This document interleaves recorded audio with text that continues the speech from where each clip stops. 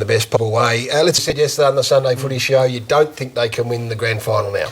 No, Hawthorn are making a lot of teams look silly, and there's a long, long way till grand final day. But on what I've seen now over a month with the Sydney Swans, not just the weekend, I now believe they can't win the premiership. You got worries about their depth, Hutchie? Yeah, I think everyone does, don't they? Yeah, I mean, so. They don't bat any deeper than about 25, 26. The rules are prohibitive to them to recruit where they need, particularly down back. And they've spent a lot of the money, Lordo, at the top end of their list. And I just wonder, there's a long way to go, as you say, but there is a real argument now that they've over-indexed at the top end.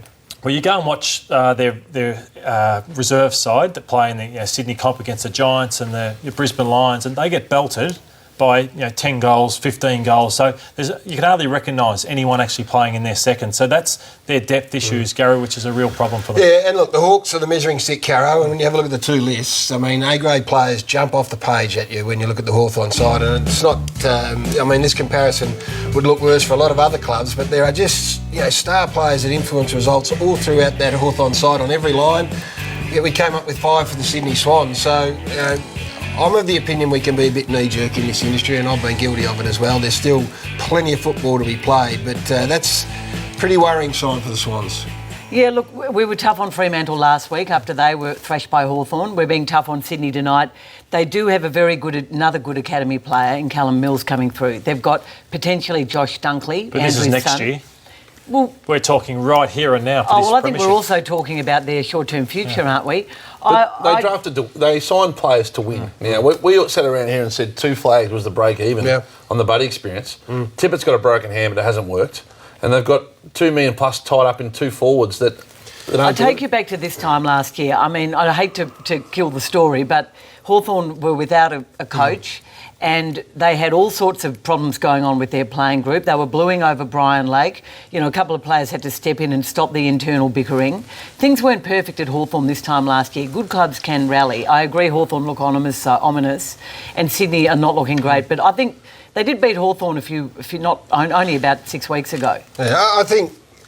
Understandably, everyone's up about Hawthorn and the way they've played in the last 2 weeks. You can't ignore those 2 results. But there is a lot of time between now and the end of the finals, and you want to be playing this sort of footy. You think they can turn it around, Sydney? I've got grave doubts, but I'm not. I'm more on the other side. I'm more about the hype on the Hawks is legitimate right now, but I'm not declaring in the season. What is deep and real is the resentment between the AFL and Sydney, who are clearly being punished for Buddy Franklin and Kurt Tippett to a lesser extent, and the fact that now they can only bring in players $350,000 is the limit. Even if someone with more money leaves, which... And the academies are becoming harder and harder for them as well. If they'd known the extent of that restriction of drafting in, would they have still gone ahead with the Franklin deal, do you think? Absolutely.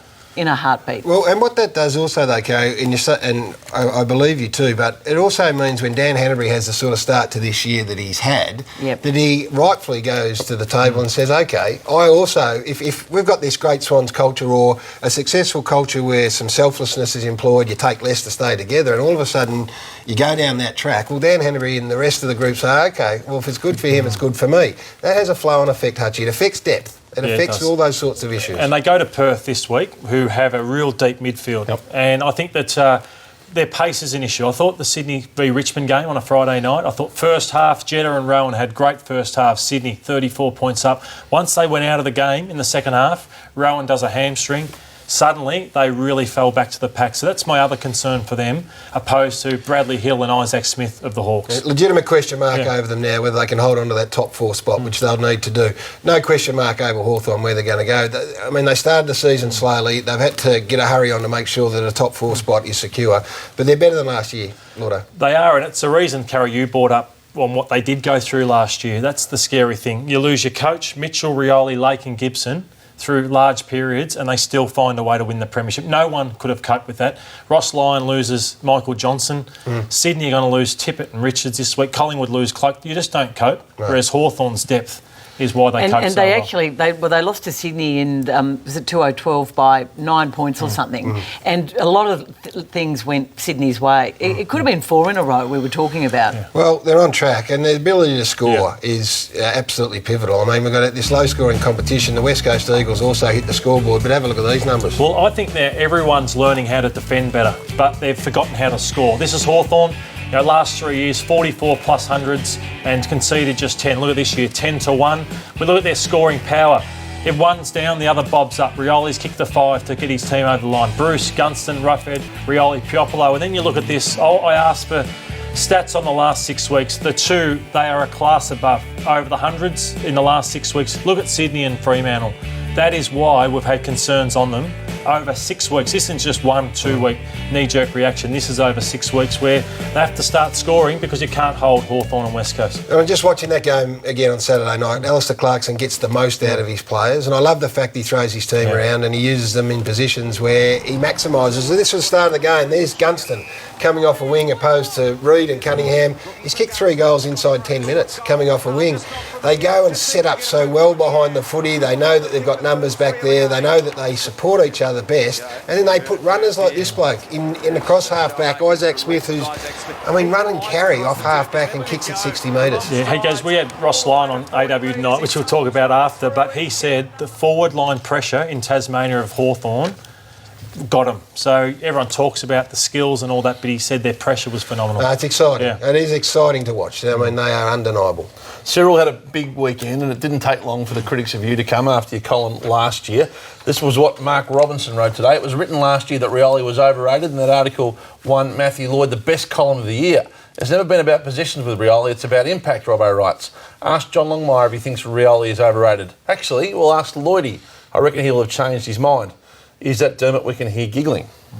Yeah, we'll take a look also at what I did write last year, Hutchie, and the points I made in the column, because Rioli could be content with where he currently stands in the game. This is 12 months ago I wrote this, but I don't think he should be. If he has the hunger and desire to be more than just a freakishly talented forward who bobs up every now and then, he could leave a much larger football legacy, and I believe he's doing that this year. So Robbo's written that 12 months after I wrote my column. So I think it's a bit irrelevant now. If you wrote that 12 months ago, yeah, fair enough. But I'm writing it now. He's in my All-Australian team right now. He's never got near my All-Australian sides in previous years. Interesting game if we're going to start pulling out articles and start having crack at opinions. Well, Craig does it to me every week. He's bringing up stuff I wrote 4 years ago about St Kilda. I tell you what, though, people have got to get over people winning awards and stuff. I mean, just mustn't have gone down too well. Just hanging on to his acceptance speech, right? But do you believe Rioli's speech written more consistently this year than last? Absolutely, no question about it. And the Rioli supporters will say he's always had that capability. I don't think anyone denies that. The opinions change by the week. Of course they do. You don't have to defend yourself over that. You brought it up, so I'm just... like Robbo wrote, I think Richmond were irrelevant at round 6 and Jack Watts' career was finished and Dane Reeves wasn't going anywhere. Like, things change. They do. And all the time. That's and opinions are neither right nor wrong, Gary. No, that's right. What is a fact? Someone wrote James Hird was sacked last year. Don't mention the war. was news. What is fact is that ANZ Stadium is not acceptable as an AFL playing surface, and this was just disgusting what went on here with Jared Ruffhead. The pre-ground inspection is a farce. When would they ever call off a game due to an unsafe playing surface? Never. When are they ever going to go to the broadcaster and say, by the way, that game you got on Saturday night at 7:30 ain't going on? And you've got a real bean about this. You have had for years, haven't you? You think the ground inspections But Gary, that's a separate issue to what happened here. Well, that's this is something that could have... No, Gary, it is a joke, but it could have been prevented. Does the inspection stop at the end of the green stuff, does it? Well, you'll be interested to hear what went on today. I will be. The ANZ Stadium, because the AFL have taken responsibility and are shattered by this and embarrassed. Should be. And what happened is unacceptable. They're reviewing the way they do all ground inspections. ANZ Stadium think that maybe the bolts were obscured by behind the goal netting that was put up before the game. Turn it up, Caro, please. Don't shoot the messenger, so the Gary. Inspection of the ground. You asked me to find out what happened, and I'm telling you what happened. I'm not shooting the messenger. So this is what ANZ Stadium has said. This is why I think it's a farce. Perhaps the ground inspector, and the AFL are refusing to name them publicly, we know who it is, but Gillan McLachlan himself has taken responsibility, as saying that it's possible that it was missed because behind the goal netting was up at the time the ground inspection went on. So that's the explanation. My question then would be... Doesn't mean that they're accepting that explanation. Do you wait for the net to go up before you do your inspection? I mean, come on, it is a woeful and embarrassing situation for the AFL, who in the end, we know ANZ Stadium have got issues with that ground, particularly when AFL footy is concerned. That this is a terrible embarrassment for the AFL and could have been a lot worse than embarrassing. No, it is a farce. So anyway, it's not its first rodeo, unfortunately. Okay, it's got a lot of nonsense. We might have seen the last ever AFL game there. I hope so. Why would you do a ground inspection? Very possible. Why do it? Yeah, well, they don't seem to ever have any impact come on on. it. No one actually... People go out there and go, oh, it looks all right to me. We're going to change the game. Have a coffee, mate. Yeah, you're right. Remember when Barry Hall went through the advertising and he broke his arm or his wrist on a bit of metal protruding from the... If there's a rugby league game the night before and there's a different stadium configured, surely you've got to be paranoid to the point of obsession to when you change the ground. Actually, I played my last game or season in 09 and we were calling it a cow paddock then. And 6 years on, nothing's changed. Well, guess what? If there's a cow pat in the middle of it, you'd still be playing on it, regardless of the inspection. It's only it's a small thing, but Mike Fitzpatrick, the chairman of the AFL, is on the board of the group that manages. Should never bring grounds up in the first segment with Caro here. Thursday Footy Show's back. It is flying along. It is at 8:30. Dyson